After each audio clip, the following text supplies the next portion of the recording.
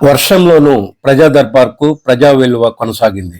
ఉండవల్లిలోని నివాసంలో విద్య, IT, electronics శాఖల మంత్రి నారా లోకేష్ నిర్వహిస్తున్న ప్రజా దర్బార్ కార్యక్రమానికి 19వ రోజు శుక్రవారం ఉదయం ఓవైపు వర్షం కురుస్తున్నప్పటికీ గొడుగులు చేతపట్టి ప్రజలు బారులు తీరారు.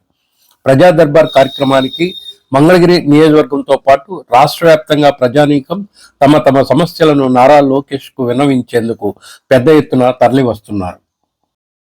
తాము పడుతున్న కష్టాలు, సమస్యలపై యువనేతను నేరుగా కలిసి అర్జీలు ఇస్తున్నారు. ఆయా విన్నపాలను శాఖల వారీగా విభజించి సమస్యల పరిష్కారానికి కృషి చేయడం జరుగుతోంది. ప్రజల అర్జీలు ఎంత మేరకు పరిష్కారం అయ్యాయి, వాటి పరిస్థితి ఏమిటి అనేది ఎప్పటికప్పుడు తెలియజేయాలని అధికారులు, సిబ్బందికి ఈ సందర్భంగా మంత్రి నారా లోకేష్ ఆదేశాలు జారీ చేశారు.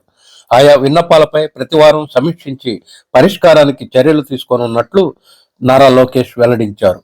జోరు వానలోనూ 19వ రోజు నారా లోకేష్ ప్రజా దర్బార్కు వినతులు వెల్లువెత్తాయి. రాష్ట్ర వ్యాప్తంగా గ్రామ పంచాయతీల్లో పనిచేస్తున్న 27,000 మంది కాంట్రాక్టు కార్మికుల సమస్యలు పరిష్కరించాలని ఏపీ గ్రామ panchayat employees and workers union ప్రతినిధులు మంత్రి లోకేష్ ను కలిసి విజ్ఞప్తి చేశారు. కార్మికులను టెండర్లతో పని లేకుండా మస్టర్ రోల్ ద్వారా కొనసాగించాలనే హైకోర్టు ఆదేశాలను అమలు చేయాలని ఈ సందర్భంగా వారు కోరారు. కనీస వేతనాలు, ఉద్యోగ భద్రత కల్పించాలని విన్నవించారు.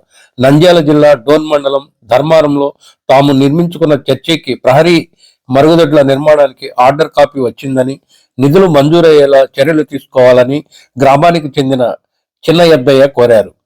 కడప జిల్లా గోపవరం మండలం రాచయ్యపేటకు తాగునీటి సౌకర్యంతో పాటు రోడ్లు నిర్మించాలని గ్రామ ప్రజలు కోరారు.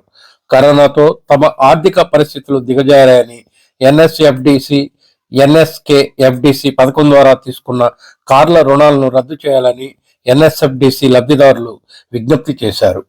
నెల్లూరు జిల్లా కోటలోని NBKR institute of science and technology విద్యా సంస్థలో పనిచేస్తున్న బోధనేతర సిబ్బంది సమస్యలు పరిష్కరించాలని ఉద్యోగులు కోరారు. పశు వైద్యాధికారులను అనుసంధానకర్తలుగా ఉన్న పశు సఖీలను గత ప్రభుత్వం తొలగించిందని, తిరిగి విధుల్లోకి తీసుకోవాలని ఏపీ రాష్ట్ర పశు సఖీలు విజ్ఞప్తి చేశారు.